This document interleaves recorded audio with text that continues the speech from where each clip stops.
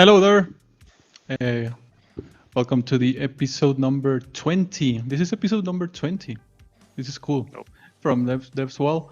And as usual, we have a special guest. He is a QA automation engineer with more than 10 years of experience. And a colleague, we used to be colleagues, friend of mine. How's it going, Hugo? Hugo Garcia, by the way. How's it going? Hi, Guillermo. Good, thanks. Excellent, excellent. How's everything? Everything going fine? Yeah, everything's good. Excellent, excellent. So we're now in the. I remember we had a previous episode talking a little bit about QA, but just on the with another friend, Ever, I think, with just some general things of QA. Now we're gonna see more details, especially in the automation side. As I already introduced, that you are a senior automation engineer, which is good. But before going that way, I wanna ask how did you start your career in the IT business or in the technology, or how did you start in this world? Well, as you mentioned, I start um,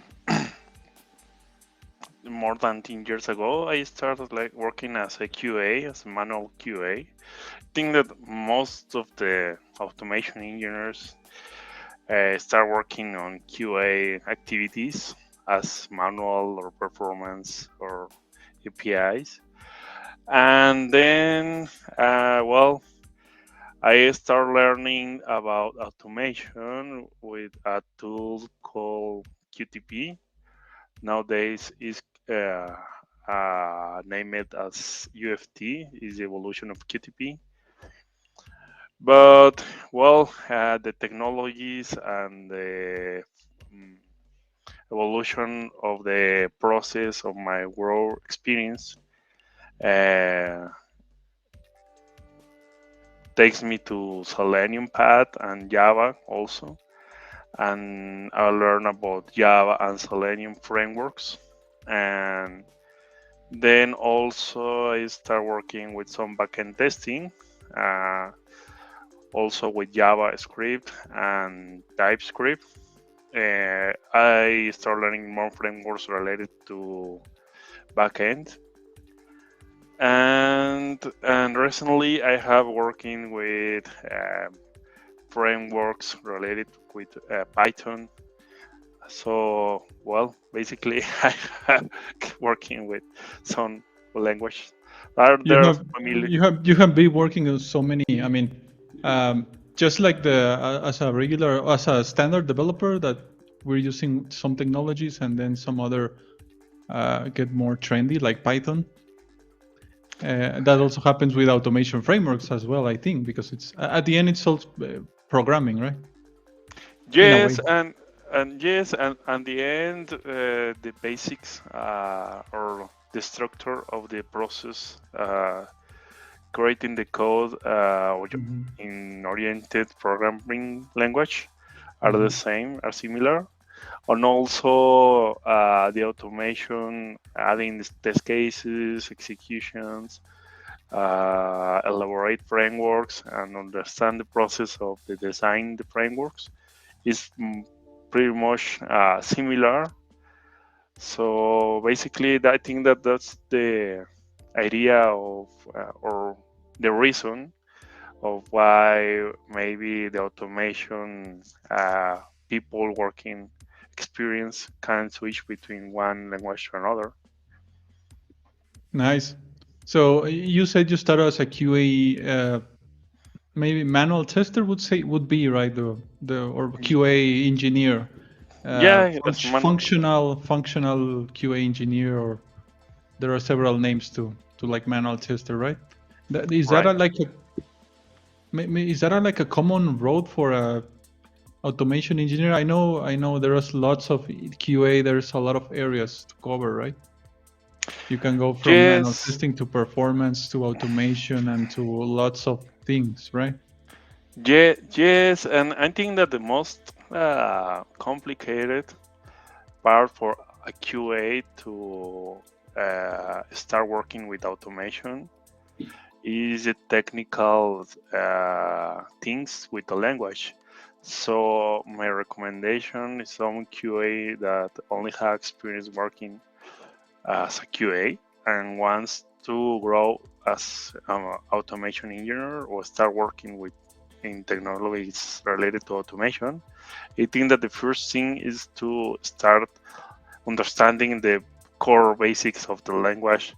Any language, I mean, I started working with Java, but nowadays the automation tools works with C Sharp, with Python, with Java, with JavaScript. So and there is no trend that says, okay, this is the best language to start working with.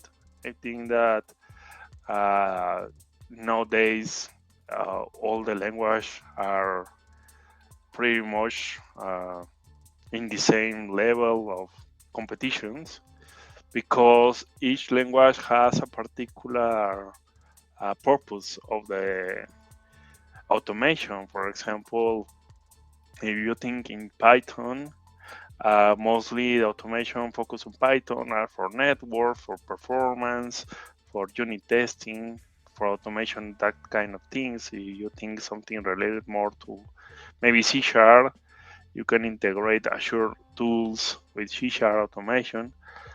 And if you think with Java, maybe Java has a lot of tools related to that part of the automation. So I think that maybe for a person who wants to start with the automation path could be a difficult decision where to start, but I think that the first steps should be start learning a new language or the language he's interested on. Okay, nice. I agree. Maybe uh, if you are involved in the tech area in software engineering, eh, you can. I mean, if you know algorithms in general or like pseudocode, you can maybe easily take new languages. I mean, the learning curve shouldn't be that hard if you know at least the basics of. You can learn C Sharp, as you said, C Sharp, Java, Python. That is a little bit different, but at the end, it's programming, right? It's you the learning curve Yes, shouldn't be that complicated. yeah, and honestly, I mean, at the beginning of your path as automation tester, maybe you don't need a high level of coding. I mean, you need to only understand the flow of the algorithms that are in the code that you are performing with. I agree. So we're already talking about automation, but I want to know for myself and people that are not so familiar with the QA automation, what's the deal with automation? What does it mean in simple terms? What is it used for? Well, nowadays automation is I don't want to say that automation is the future because nowadays the automation is the present. Uh, so I Okay. think that well, not only me. I mean, if you look for news in technologies, the automation is everywhere.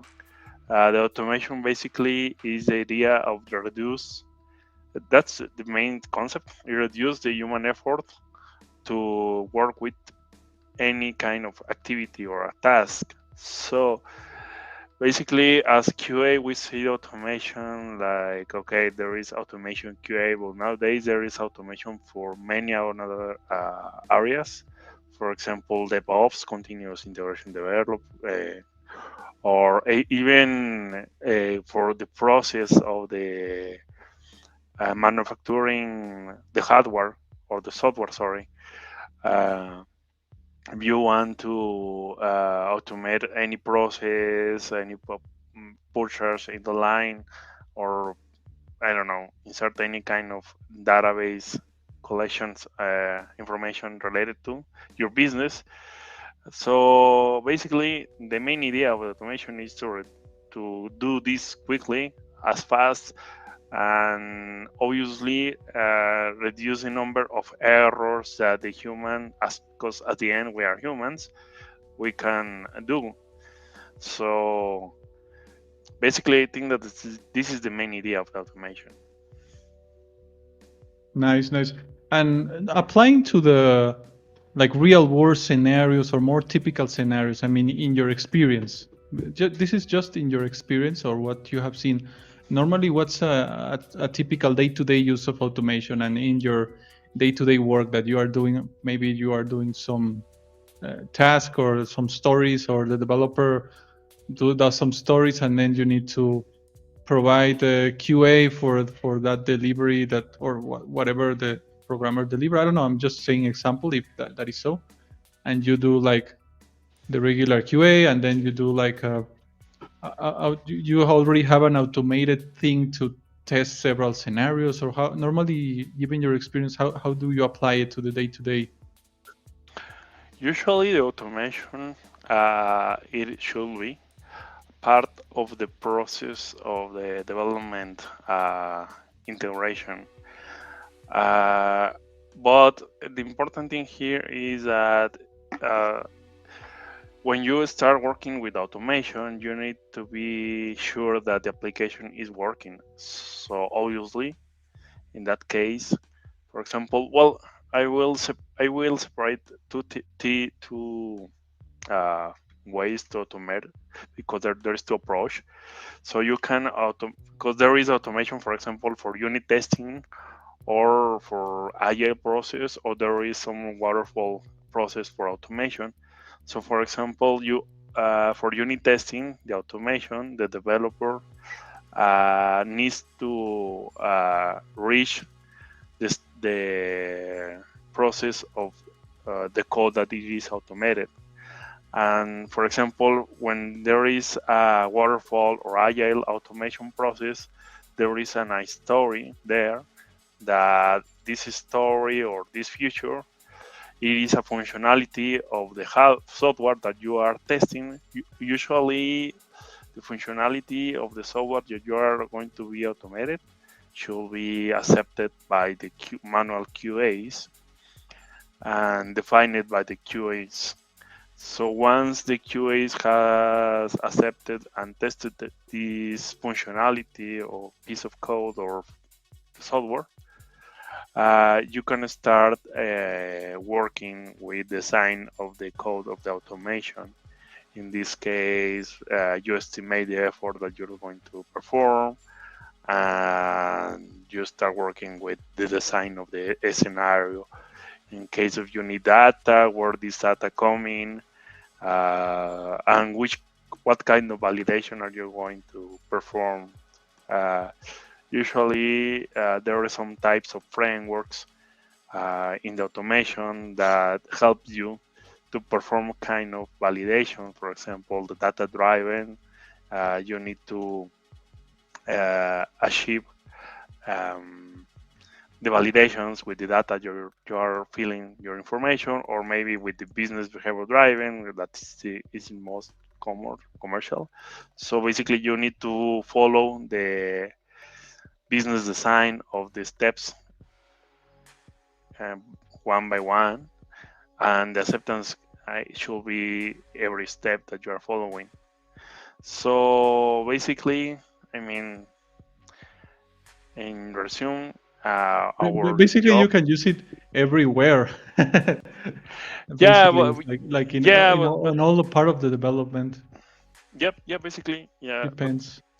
yeah, depends of the automation. I mean, you ask a general Mm-hmm. question, but basically, our job is the first steps is to validate that the application are expected functional. So once you have the functionality done, you start working with analysis and the design of your scenario, which are the inputs, what are going to be the outputs, and the expectation of the results. Perfect. Yeah, totally. I mean, there is. I think also it depends on the type of of projects that you are in. That's just me thinking. I mean, it's just we have not. There is no, as I told you before, there is no right or wrong here. That's just maybe opinions based on our experience. I mean, you as an automation engineer, obviously you have the more experience on this specific area, but maybe it's just about the type of project. Maybe there's a lot of investment that you can include automation frameworks like in lots of places, right? Like as you said in well, in the DevOps areas nowadays is common. It's already included in a lot of cloud services. If you implement it in your project, maybe you already have set up an automation framework for you already have it set up, and you set your scenarios that you need to make sure everything is working as expected, and so on. But yeah, I do agree. This is, as you said at the beginning, this is not the future, but it is the present, because even we have it there. So sometimes I think we have it there without knowing automation is there. There are lots of things that help us in the quality assurance that are automated, and with new frameworks coming, and with new not just for QA but also for software development, there's a lot of new frameworks there, and lots of things are starting to be automated, because Yes. why should we do it if it can be automated, right? Yes, yes. I mean, at the end, as I said, I told you, it is part of our lives, because it is going to make our job more helpful, or more simple, more easy to at the end. I mean, and it is part of the software development process, and that's what I see. I mean, nowadays I think that one of the future issues that we will deal with maybe is going to, as I mentioned, which technology is going to be the best. But who knows? I mean, there is a lot of there. There is free software, open source. There is or software that you need to pay for. So basically, I think that there is a new path there, new career, that a person who decides the technologies that are going to be implemented in a particular project. So basically, that's all things that nowadays this person who is in charge of the technologies that is going to be implemented in this project, in a particular project, also should think in which types of automation should be processed or performed in this case. Correct. I do agree. So yeah, it will be also dependent on the type of project, whatever. But yeah, I mean, technology is here, so we should make use of it. I mean, I have latest years I've been so familiar with low-code platforms. I use it for software development, and a lot of things are automated there. That's why it's low code. That's because you don't need to reinvent the wheel, as we normally say. That there are already things that you can just sometimes drag and drop, or you can just don't need to do a lot of things to publish or to deploy. Just click a button, and all the automation goes on the behind the scene, right? So that, yeah, I think this, as you said, is present and future applied lots of places. And do you have some sample or tools or related to automation that you want to share or talk about? Yeah, sure. I mean, I was telling you that in my experience, I have been working with a lot of technologies. But also, what I want to share with the audience is, I think that good practices in automation frameworks that you can design when you are working with an automation framework.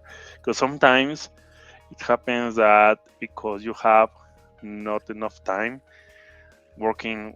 You start a project and you have just few weeks to design a complete framework, and maybe you're in a hurry looking for what are the best way to automate it. And sorry. And in some cases, and it is valid, I mean, but in some cases, the teams doesn't get the best design of the frameworks, but the thing is that then the process becomes a little bit complicated because this automation framework start growing or the project start growing, and if you don't have a good design of the framework, it's going to be hitting you the maintenance, for example, if you want to share with someone else, adding more information or adding scripts, so it's going to become difficult. So if you can let me share my screen. Sure, sure. Should Let's share share. some presentation that I have here. There you go. Now we can see types Thank of you. automation on QA. So, as I mentioned, well, there is a lot of automation types, but particular for QA, we can automate functional testing, unit testing, integration, and API, end-to-end, and performance nowadays, obviously mobile. So, maybe I missed something, but sorry. But today, I think that are the most common automation types that you can find. All right. Yeah, Intern mobile. Okay. and I think that in API testing are becoming a lot of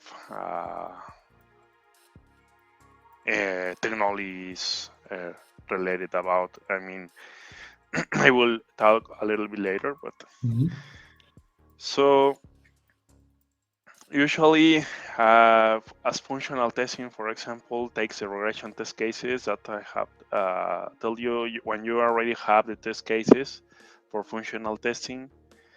But this is an important thing or important steps because in some cases you start working in some projects I have working with, you don't have any scenarios, and the project manager or the scrum master asks you, or also the, I don't know, pro owner maybe, asks you to start working with automation without any test cases. So this is an important part of the automation that we cannot avoid. It is not a good idea or it is not a good practice to avoid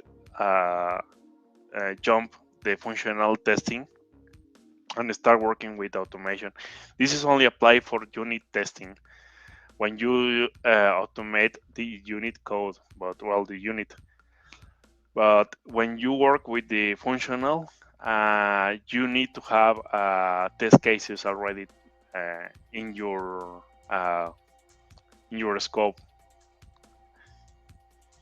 So it is difficult on agile methodologies because sometimes in agile methodologies, the process of development are that the developers deliver so fast that automation maybe is going to be performed at the same time. But when this happens, the automation needs to be performed at the end of the delivery of the process.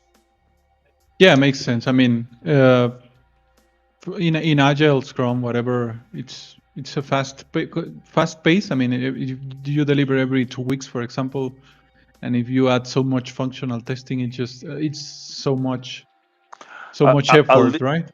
Yeah, or at least you need to have a mature functional software to Correct. start the automation, but you cannot start working with the automation at the same time that the project start, because then you will have to do a lot of automation refactoring because the functionality change, or the I don't know, the information change.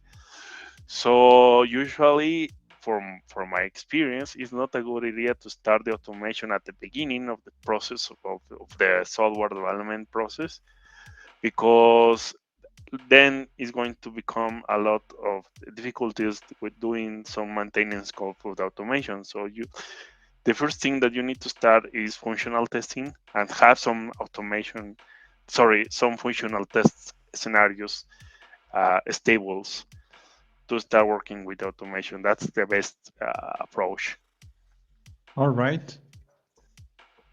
Makes Okay. sense. Some automation functional tools. Well, there is a lot of them, honestly. I have listed here some of them. Obviously, well, as you mentioned, for example, there is Selenium. Well, you mentioned today that nowadays the automation is so easy. So basically, Selenium becomes a part of the automation frameworks to make the automation more easy. So you don't need to be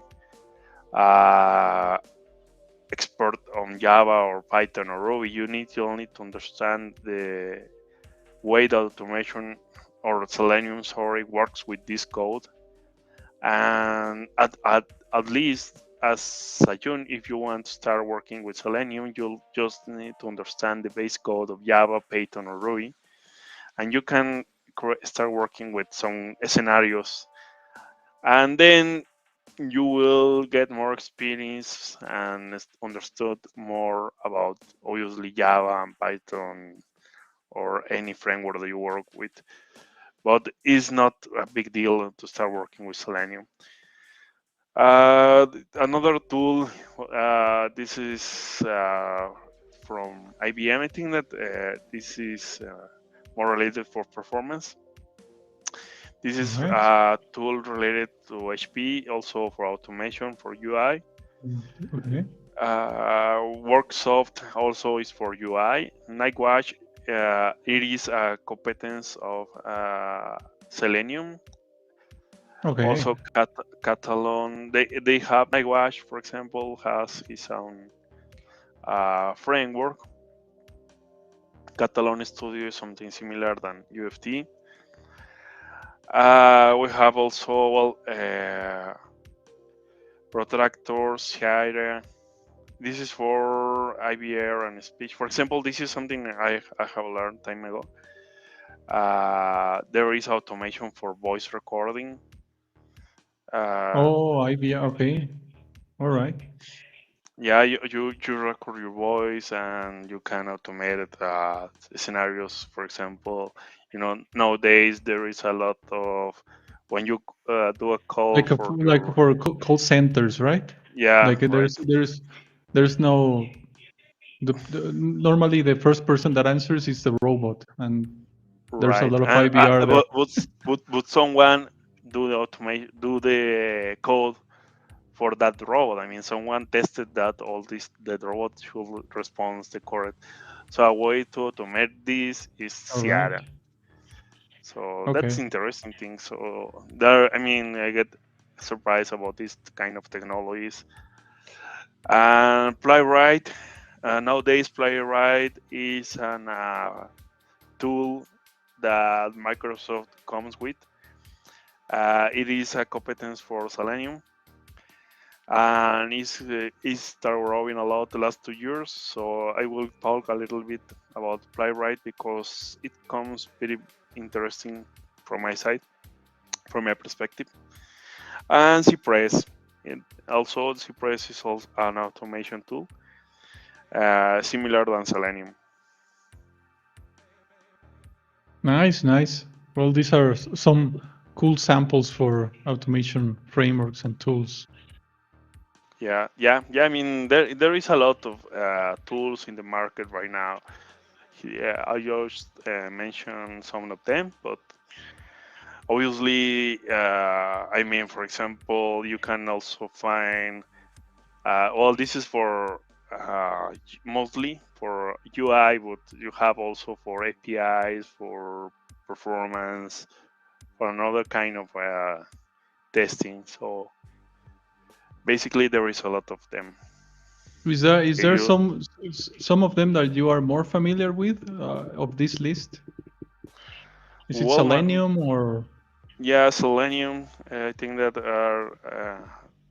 I feel more experience working with. okay?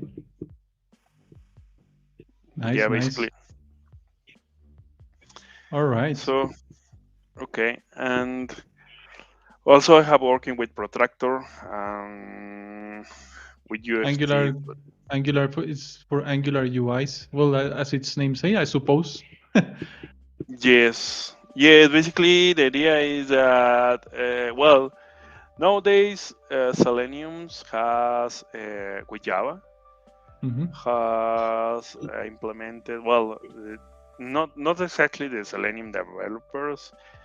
Another third parties vendors have implemented something called I forgot the name, but it is kind a technology that helps you to deal with JavaScript or Angular web pages because Selenium has some issues with new language. So what the third parties provide is a kind of technology that implements Selenium libraries to deal with new code. But this I forgot the name of the how are these ones, but I will remember. I will tell you later. No Um, worries. yeah, but nowadays Selenium covers a lot of has a lot. I mean, I think that is the most common automation tool, Selenium. But obviously there is a lot of them. I mean, uh, right now Nightwash comes a lot of projects there. Cypress, there's a lot of people working with Cypress. Uh, I think maybe Catalan is not a lot of users there, but it is. Well, All right. well, And this sorry. is really cool. Okay, go ahead. You wanna share more things about it? Well, basically, what we want to share it is a kind of automation frameworks here. Uh, Okay. well, here is the automation usually works, but this is something Okay. related. Usually, the automation in the UI is catch the buttons, the elements, all levels, all those things. Similar than the human iterations. Uh, and here we are with the automation frameworks. And this is something that maybe many people confuse because they think that the automation framework is, for example, like Cypress is an automation framework, or Protractor it is an automation framework, or Nightwash. But these are not frameworks, are technologies. The framework it is the entire system that works with automation, the database, the JSONs, the reports, uh, the code, even the code, the libraries that you are using, the design of the framework. For example, if you're using page object model or you're using, I don't know, test data driven. So that is something that it is important to mention because I think that most people working with automation sometimes confuse what is a framework. And I think that I have here another slide where uh, I mentioned, for example, I think that here is, for example, automation frameworks applies at the reports, for example, the common libraries, the test data, configuration files of your repository. So another framework could be Okay.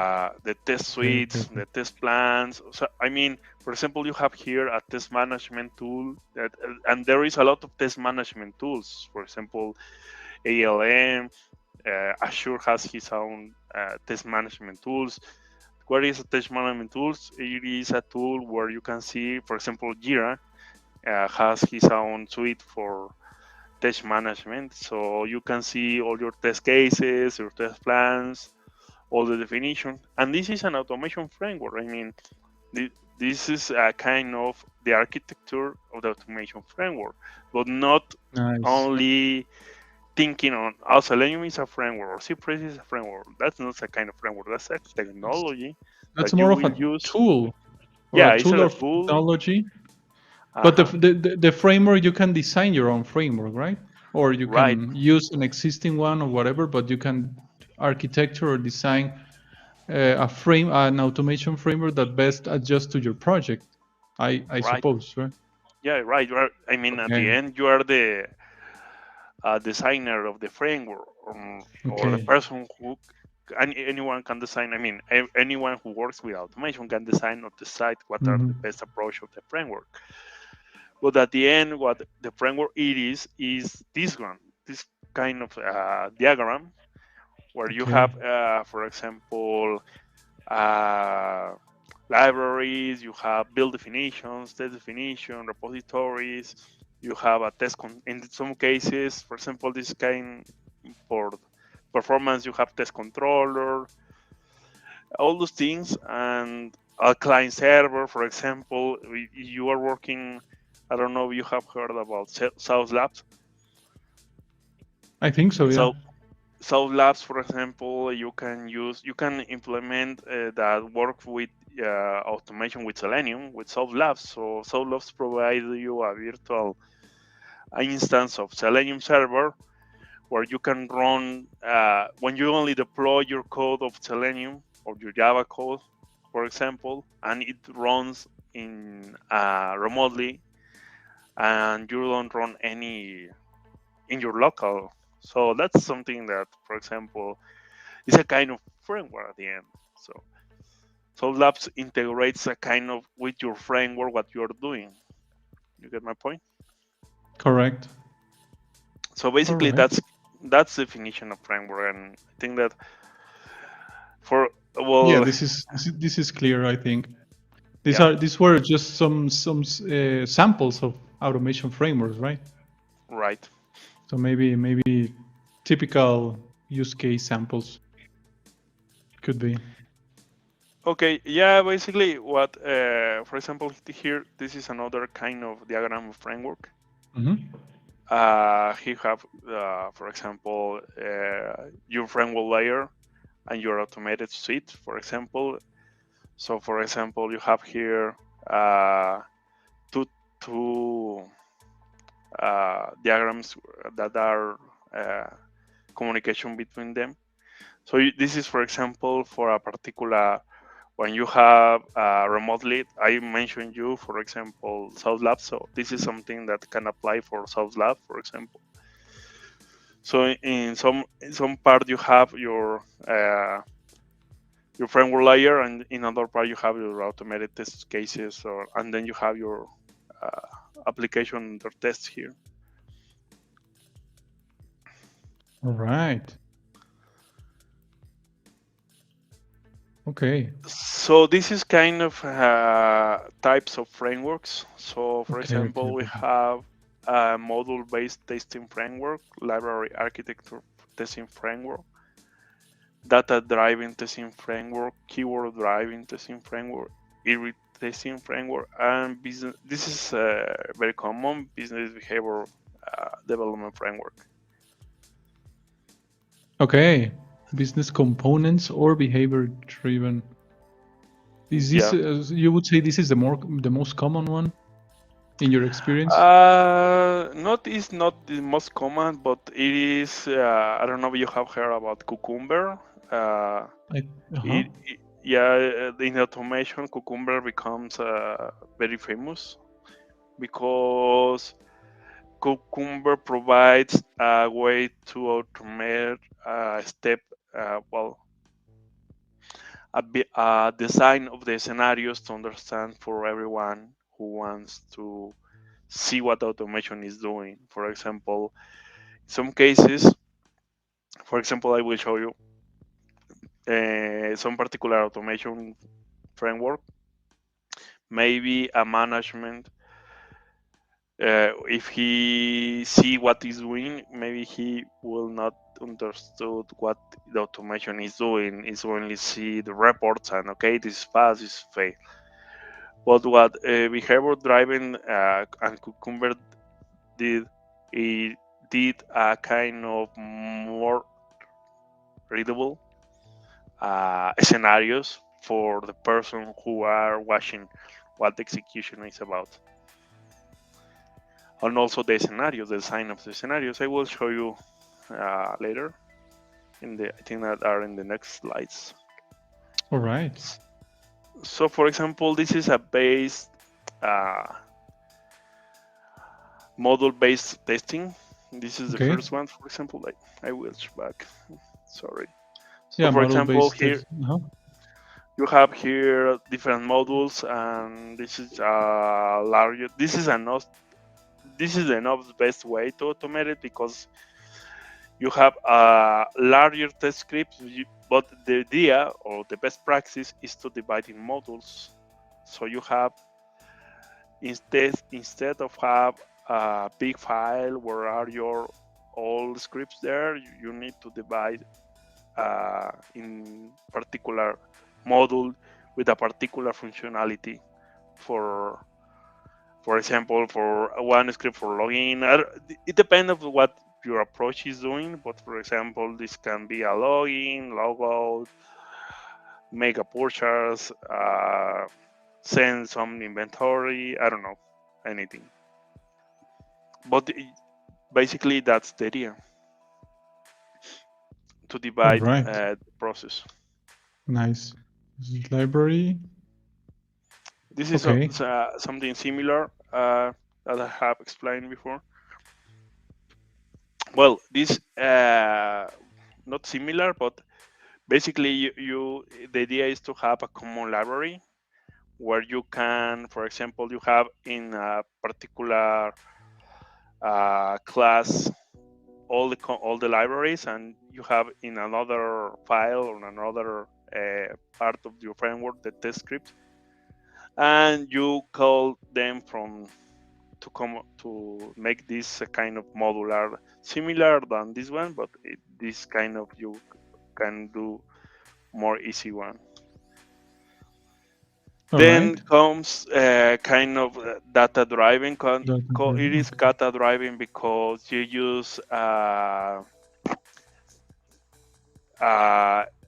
inputs where you can get your data.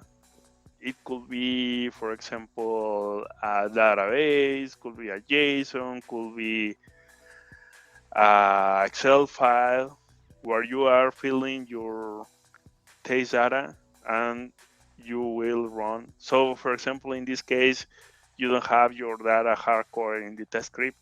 And this is something, I think that this is one of the most common. Yeah, I was going to ask you. That this seems like a common use case, right? Right. Yeah, this is a very common. Like like unit testing, right? Something similar. For unit testing and RPA testing, it is pretty common. Use data driving, but I mean, what I'm trying to tell you, it is not complicated way to automate, and it's going to allow you to reduce a lot of time of maintenance costs if you use this kind of framework, because you don't hard code your scenarios here in the test scripts or now on the code. You have handy in another files, and you can update the data or anything externally, and your script is still working. I mean, yeah, it's more dynamic. Yep, right. That's the idea. Nice.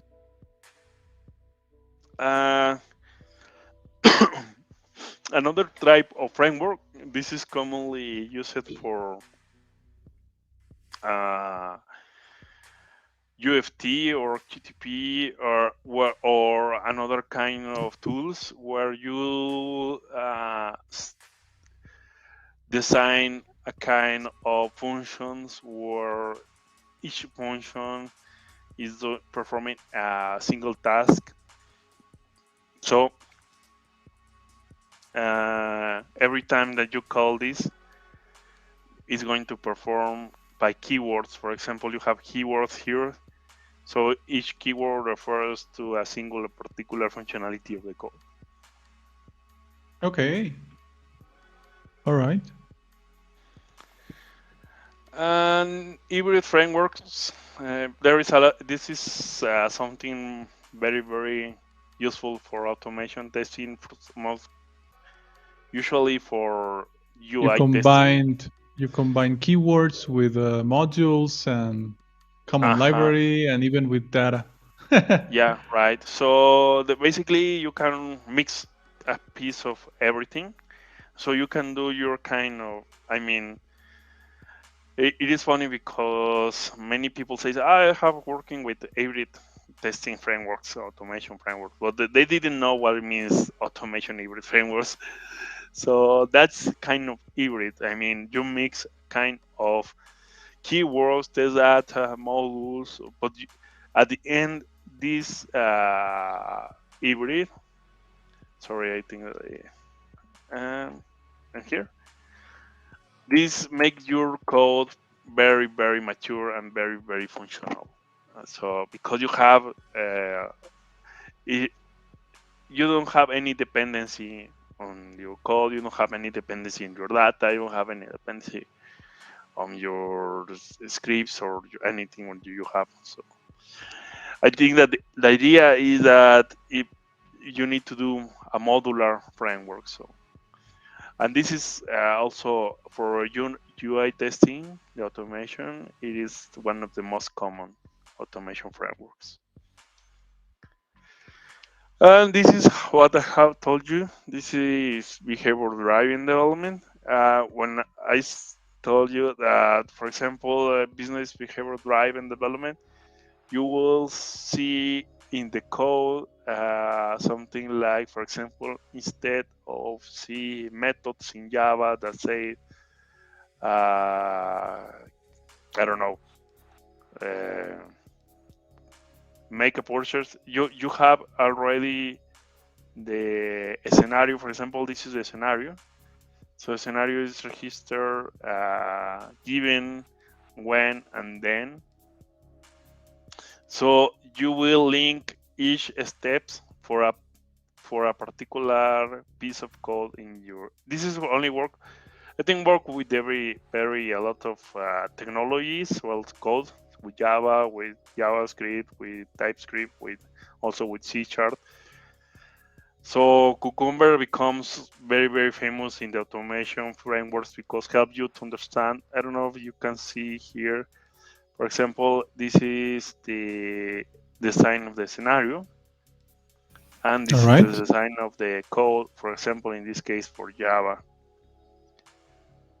This is, I mean, is not the best way, but I mean, just as a kind of an example. And at the end, it is important to know that the automation tool is not the solution of everything. I think that we need to know our limits, and this is also important thing to know Yeah, because we need best practices. I've seen everywhere. We need best practices. It's not magic yeah, at the end. yeah, and it is very, very common that when some people start working with automation or, for example, management. So, well, many managers I have working with, they think that we can automate everything. So that when you ask them, what do you want me to automate? They say everything. So it is not possible to automate everything. So we have an scope, we have limits. So we need to focus on what we can automate and with what we cannot. Another, well, obviously, good practice is to select a tool which is familiar to your resources. So, for example, in this case, well, obviously you have team that works with Java, or I think that Selenium is a good idea to start working with automation. Or if you have a team that works with JavaScript, maybe start working with Cypress, with Protractor, or with uh, Playwright, for example, that works with JavaScript. Also, obviously, I mean, and this is something that it looks obvious, no application be tested, but many times happens that the automation tester doesn't know the application enough. So this is something that happens a lot. The third point. Yeah, you need to know. You need to know what you're doing. I mean, you need to know your project. You But need to but know yes, your but scenarios. so sometimes, for example, for me, that you were start a new project working with automation, and they just start working with automation, and you don't know what are the big scope of the application. You just follow the scenarios and automatic scenarios that is already there, but you don't know what the application is doing. And also, I think that also happens with developers when they start just in some cases they perform some code and maybe they didn't know what they only receive a method and inputs, outputs, and send what they need, but they didn't know what are really sending or what this method or I don't know or whatever is doing really. So I think that is a good idea to have an idea or general idea for the application. Also, the fourth point is good automation means good manual test case. Obviously, for the UI, this is a must. Identify the opportunities with automation. You cannot every time automate everything. I think that's part of the first point. Good automation tool for all is full purpose as well. Automation software. Automation is a software development. So basically, what that's we have Agree. talked about. Agree on that. I think we talked about that at the beginning, right? Yeah, Yeah, right. we have automation everywhere. It's Yeah, software development, as we say. right. And well, I have here some You have references. your references if you want to see the details, some more details about the automation in general, about all the things that Hugo has shared. Right. It's really cool. It's really cool stuff. We learned so And much about. Yeah, go ahead. Go ahead. I don't know if we have time for a small demo or. Oh, I think we can do it if it is. I mean, if it's like really quick, I think we sure. can do it. Okay. Yeah, let's go ahead. Okay. So, well, one of the things that for me it is comes it is new technologies. Is Playwright. This is a tool. I will minimize this. You can find more information. This is a new automation tool. I mean, as automation, you always need to be in the last. So There it is. this is a Microsoft tool that is becoming very famous, and it is similar than Selenium. And what I like about this tool is that integrates a lot of things that, for example, if you start working with Selenium and Java, for example, you need to look for libraries or APIs to make reports. For example, you need to integrate libraries TestNG, libraries for the expected conditions. I don't know, libraries if you want to test APIs, you need to call. So all those things you need to focus on. And maybe for a person who has a lot of experience working, for example, with Java or maybe with JavaScript. For example, I have worked with Protractor or with Mocha, for example. I need to look for reports, for example, what kind of reports I need to deliver for at the end of the script. When I complete execution, for example, I need to look, okay, the script passed, but and how are we going to deliver the reports? Because not all the times this comes with. So what it sounds interesting for me, what I found is that this playwright integrates all those things, the spectre library, the reports, even the API part of the testing and the UI. So this is something very, very interesting. And not what I'm doing promotional for Microsoft, because I know that they maybe nowadays is free, but I don't know in the future if it's going to have a cost. But nowadays it is free, so that's great. So All I right. have a few demo here. All Here right. is a call this page. So what I have Okay. integrated here, just quickly, what it's going to do is perform a login with API. So, well, the first thing that I want to show you here is the first thing that you need to know is that you only need to run you need to install this tool with npm. So you need to install first a node, and once you already have installed node, you will have able to install this tool. Okay. So I use Visual Studio. Visual Studio Code. Right, All right. and Is here there a way you can increase the font or increase the size of? I think with Control. If yes, yes, I think so. no, don't worry. So that Size. we could see a larger. If not, that is fine. No worries.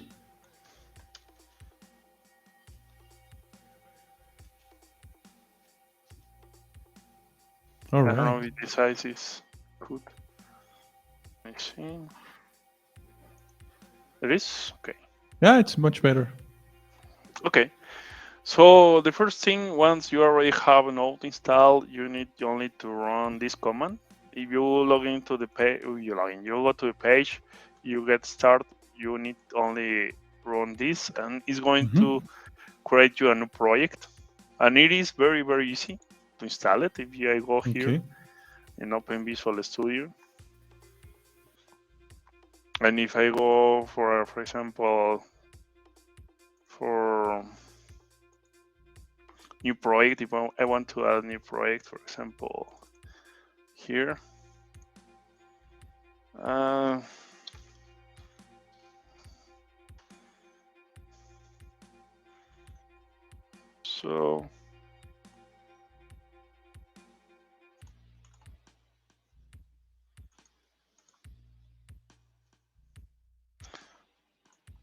So maybe I'm not sure.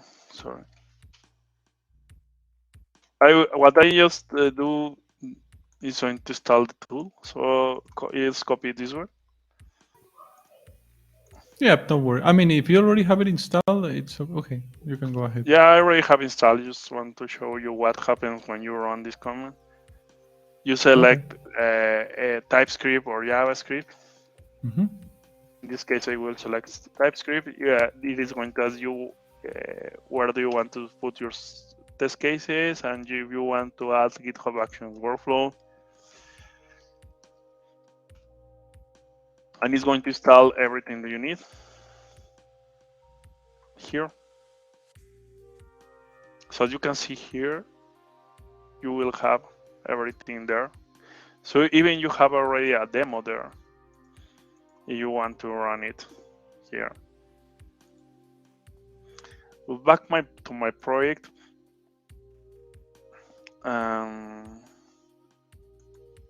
Here, what I have, it is a purchase. I will run this script. And here the interesting thing, if you will see, is that it's going to do the login using a backend. So usually when you log into a page, for example, or here, you need to do a login, right? When you start working. But if you see this kind of script or this kind of integration, maybe I can explain you in another session. It's going to do using endpoints, an endpoint call, and it's going to get the token, and it's going to go to the client without go through the login page. So if I run this because one, you already run it on the back end, and you get the token and put it there, and it should already be authenticated. Yeah, right. That's It's going to reduce the time that you work. So for example, if you see, I already run it. So for example, see, it is not going to login page. Now it's going in client directly page. to the client, and then it's gonna do some stuff. There you go. And there is. So this perfect. is the interesting thing that I found in this tool, that you can integrate API calls with the UI without anything else to install. So that's something that I found very, very It's interesting. like an all-in-one, or maybe has so many things, right? Yeah, and another great a friendly way. Yeah. Another great Looks thing really that cool. you will see here is that if you go to the project, I want to go to a project, you will see the give me a second. You will see the reports also. So if you go to, for example, test results, nice, you will find here the, give me a second, where is it? I don't know where screenshot. Nodal models. I remember was there, but I don't remember where. The result, yeah, should be there. It's that one?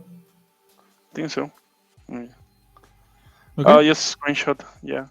But I what looking it's like the for last. the It's like the last. The last part. What happened at the end? Yeah, I think I was this one. This one is the report. This is the execution flow I have. Okay. So this is really nice. Yeah, and I find very, very nice this one, because you don't need to care about, okay, I need to integrate a library for the reports. This is really comes with cool. everything. Really cool stuff. I mean, you can. I mean, maybe that happens everywhere, but I mean, you can. There is this gap when the developer starts working, and then the QA needs to wait for the functional testing if you're doing it manual. But they can work. You can analyze the same story you're working on, and then the QA automation guy designs this, and that's it. I mean, designs the test case scenario or the test case scenarios, because there can be multiple scenarios for the story that will be delivered, including regressions or whatever. Maybe he or she can design 3-4 test scenarios for that story, and then just run them. And then when the story is done, just run them, do a smoke test or whatever, and that's it. Yeah, and well, the best part of this tool is that for this moment it's free, and I think that it's going to be free at least for 2 years. Nice. Yeah, it's Microsoft needs to because of the history of Microsoft. Microsoft is giving a lot of free stuff. Yeah. Right now it's just starting growing up, Yeah. so I don't think that they're going to have any cost. So I do my believe that. I point. mean, the future of, or the future and present of QA is also a lot of is also programming. This is, I mean, Mhm, you need to code something in this case you're using TypeScript, mhm, but I mean you'll use any language, as you also already said before, depending on the tool you're using. But in this case, you can use either TypeScript or JavaScript. Just mhm, learn how you're gonna do it. I mean, how it mhm, works. Like for example, this follow a sample like this, and then design. You have all this scenario. Okay, this is the page. We need to go to this page, to this other page. We need to call, do a click on this item, and then we need to wait for something, and then we need to do a that. You already have your automated process for doing a purchase, for example, and that's it.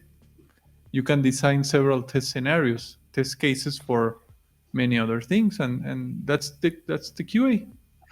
yes, and as I explained you, for example, this is a kind of JavaScript. Mm-hmm. For example, this is importing libraries.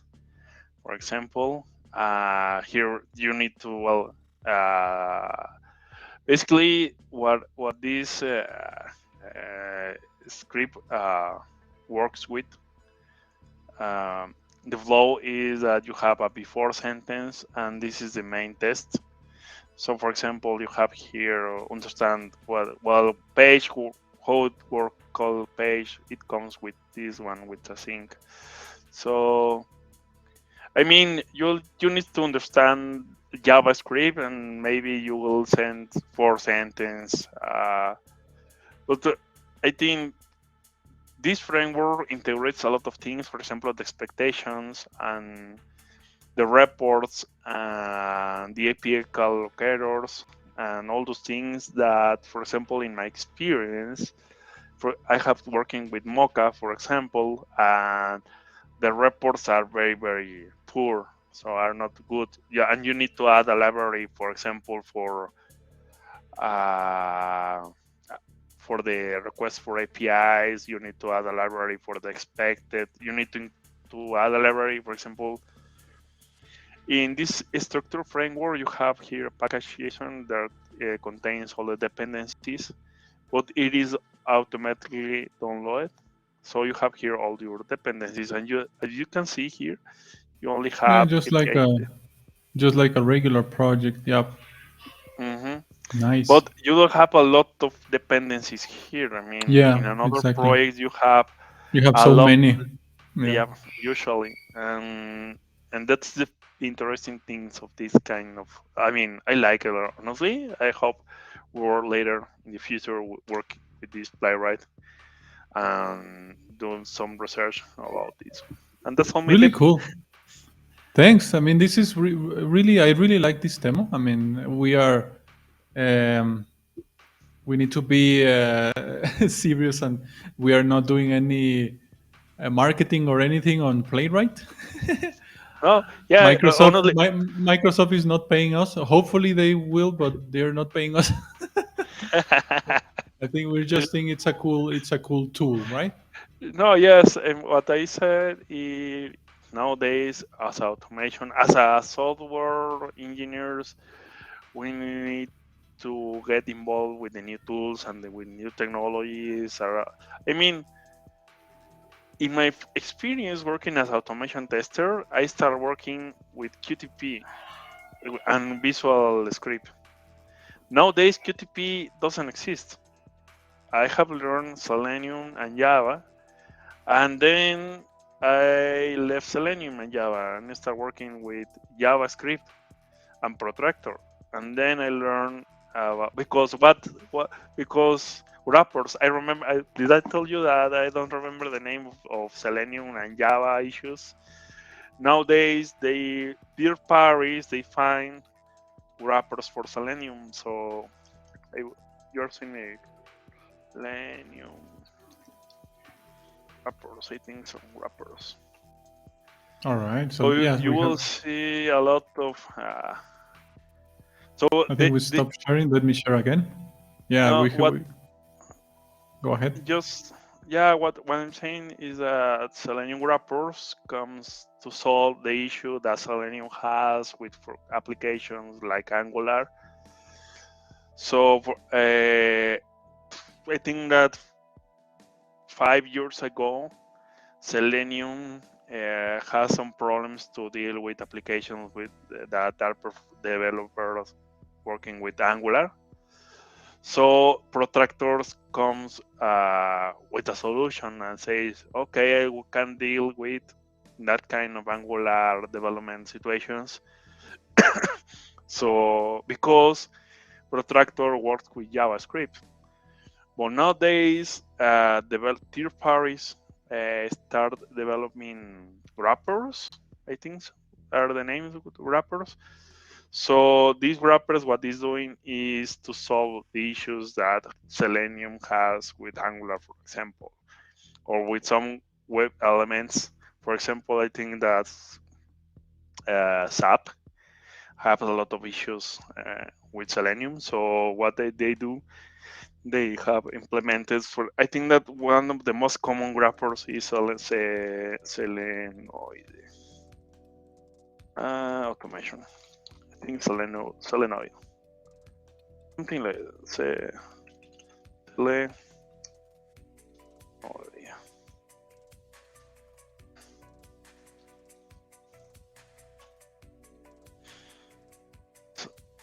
This one. This is a kind of wrapper.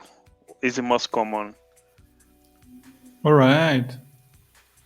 But okay. But yes, and well, my point is that I will stop sharing. No, sorry. Well, my point No is worries. No that worries. as automation, as an engineer, we need to learn about what are the news technologies for the automation coming with, and that's the reason I start investigating about, for example, Cucumber, about Protractor, about Playwright. I'm not saying that Playwright is the best tool of the world, obviously not, but it is a new one and comes with a lot of features that is cool features. So right now, I think that it is a good tool to start working with automation. I don't know. I don't say that is the best one. Obviously, no. But it is a part of the something that we can take advantage of. That it is free and includes a lot of features. It is easy to install, and all those things that maybe for another kind of tools you need to do more things. That's my only point. Perfect. Perfect. Well, this was up to this point, I think we are reaching at the end. I mean, it was a really detailed explanation regarding automation. Really, I mean, I haven't had what I knew about automation was not bad, but after this session, after your presentation and all the details and samples, it was really clear what the magic and that we can do, and as you said, it's not the future, it is the present. It has been the present, and in the future will be obviously much more. Everything will be automated. And it was cool. I mean, the demo using a new tool called Playwright was really interesting as well. Appreciate that, and I thanks so much, Hugo. No problem. Thank you to invite me. Any time, my friend. And Thanks. well, I think we reached the end. Thank you again. Thanks, Hugo, and thanks to anyone who watched this episode till the end, or at least watch some parts of this episode. Thanks so much. We'll see you next time. Thanks, Hugo. Take care. Thank you. See you. You Bye too. bye. Bye.